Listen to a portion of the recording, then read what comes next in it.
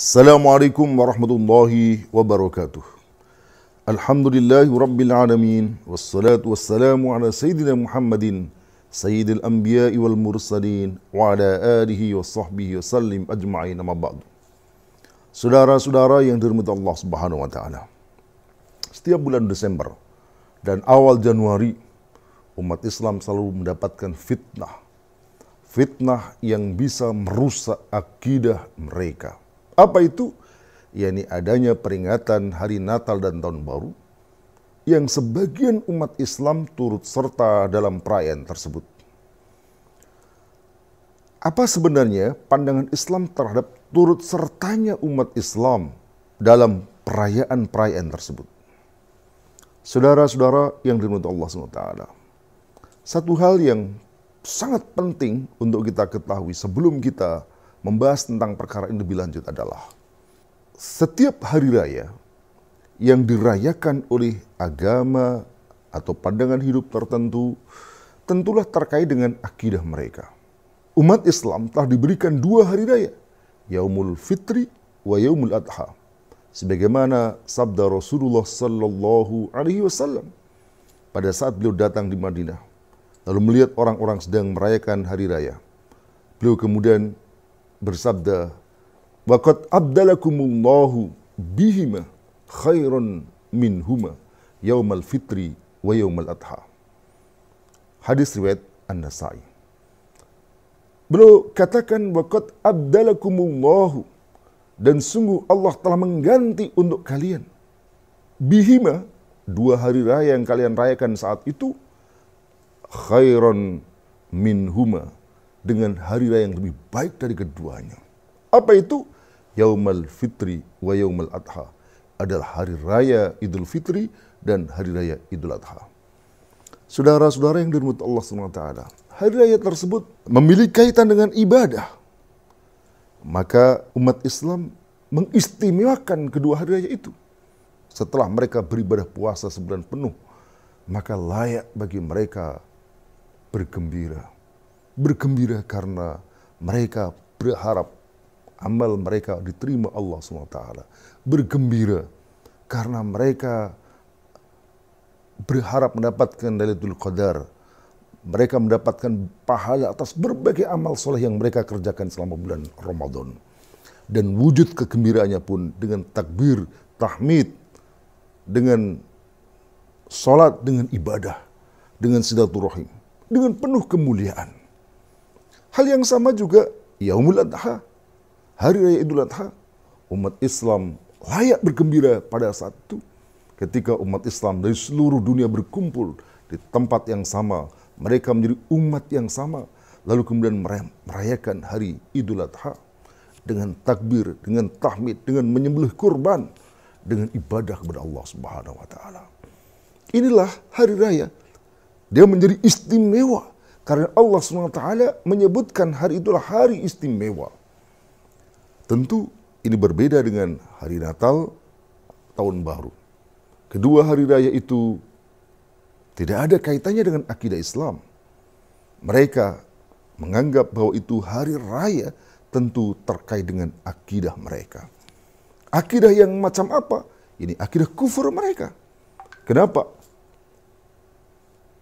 Karena pada hari itulah mereka meyakini seorang anak Tuhan telah lahir di dunia. Dan ketika keyakinan ini dimiliki, maka jelas bertentangan dengan Islam. Bahkan Allah SWT menyebut bahwa keyakinan seperti itu yang membuat mereka terjerumus ke dalam kekufuran. Laqad kafarul ladzina qalu innallaha huwal masih ibnu Maryam. Sungguh telah kafir orang yang mengatakan bahwa Allah adalah Al-Masih bin Maryam. Laqad kafarul ladzina qalu innallaha thalisun salasah. Sungguh telah kafir orang yang mengatakan bahwa Allah SWT adalah salah satu oknum dari tiga oknum itu. Dan oleh karenanya, maka sebenarnya tidak ada urusan sama sekali hari raya yang mereka rayakan dengan umat Islam. Karena umat Islam telah dipilihkan Allah SWT dengan hari raya yang penuh dengan kemuliaan. Saudara-saudara yang dirahmati Allah Subhanahu wa taala. Hal lain yang juga sangat penting adalah larangan bagi umat Islam untuk tasyabuh atau menyerupai orang-orang kafir. Tentang hal ini dijelaskan oleh beberapa dalil. Di antaranya adalah sabda Rasulullah sallallahu alaihi wasallam, "Laisa minna man tashabbaha bi ghairina." Bukan termasuk golongan kami, kata Rasulullah. Laisa minna. Ini adalah kalimat yang menunjukkan celaan yang sangat keras. Kepada siapa? Man tashabbaha bi ghairina, kepada orang yang bukan kami. Tasyabuh yang dimaksud adalah tasyabuh yang berkaitan kekufuran dan kesyirikan mereka. Karena mereka adalah orang kafir dengan seperangkat akidah, ibadah, dan amaliyah mereka. Maka ketika kaum muslimin menyerupai mereka dalam hal akidah, dalam hal perilaku, dalam hal akhlak dan semacamnya, maka mereka mendapatkan celaan. Bahkan Nabi mengatakan, laisa minna. Oleh karena itu ketika umat Islam ikut-ikutan mereka dalam soal hari raya, dalam soal menggunakan topi, menggunakan pakaian, yang topi, pakaian dan seterusnya, itu terkait dengan akidah mereka, maka umat Islam diharamkan untuk mengikutinya, tasyabuh kepada mereka. Dalam hadis yang lain, Rasulullah sallallahu alaihi wasallam juga bersabda, la tattabi'unna sanana man qablakum shibran shibran dira'an bidira'in hatta law dakhalu juhra dabbin tabi'tumuhum. Jadi Rasulullah SAW memberikan celaan kepada orang-orang yang mengikuti mereka. Beliau katakan, sungguh kalian akan mengikuti mereka, sungguh kalian akan mengikuti kaum sebelum kalian, sejengkal demi sejengkal, sehasta demi sehasta.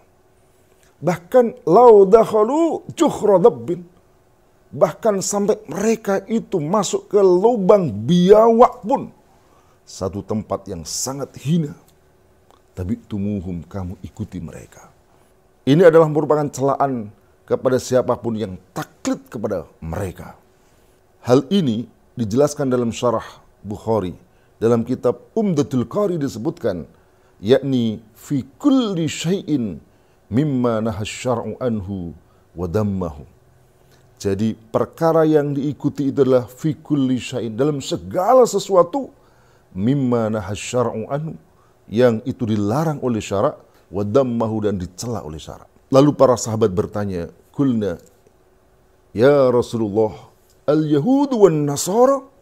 Wahai Rasulullah, apakah kaum yang diikuti itulah al-yahudu wan nasara, Yahudi dan Nasrani? Beliau katakan, faman, siapa lagi? Maka berdasarkan hadis ini, para ulama melarang, mengharamkan tasyabuh dengan mereka, tentu berkaitan kekufuran mereka dengan akidah dan ibadah mereka. Saudara-saudara yang dirahmati Allah SWT, haramnya terlibat dalam upacara keagamaan mereka itu telah dijelaskan oleh para ulama.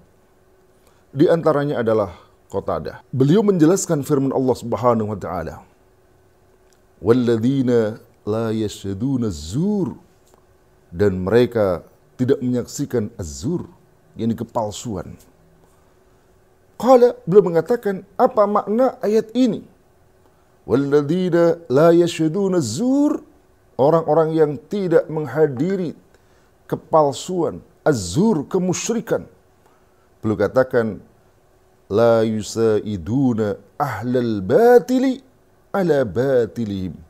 Jadi mereka tidak membantu pelaku kebatilan atas kebatilan mereka.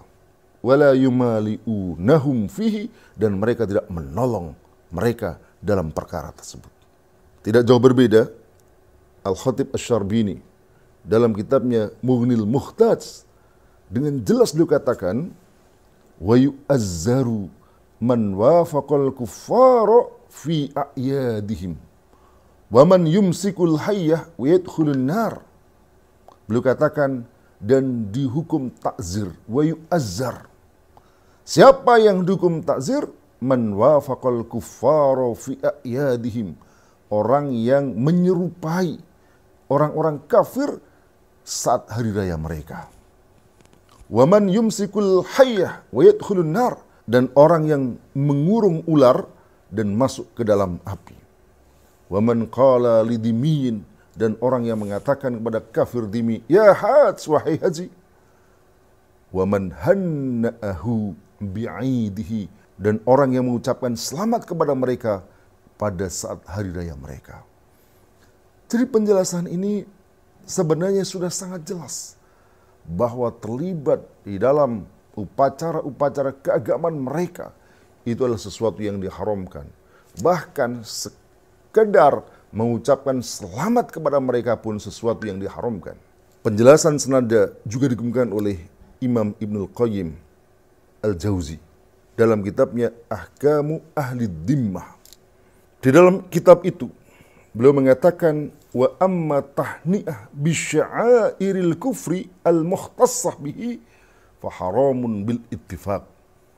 Jadi mengucapkan selamat kepada syiar-syiar kekufuran yang memang dikhususkan untuk itu, faharamun bil ittifaq, itu sesuatu yang diharamkan menurut kesepakatan. Lalu beliau jelaskan bahwa mengucapkan selamat kepada syiar-syiar kekufuran itu sebenarnya lebih besar dosanya daripada mengucapkan selamat kepada pelaku-pelaku kekufuran.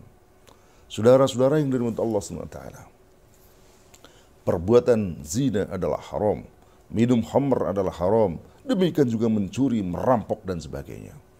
Perbuatan itu diharamkan. Bayangkan kepada pelakunya, lalu kita ucapkan selamat, selamat, Anda telah mencuri, Anda telah meminum khamr, Anda telah berzina, Anda telah membunuh. Maka jelas ini tindakan sesuatu yang diharamkan.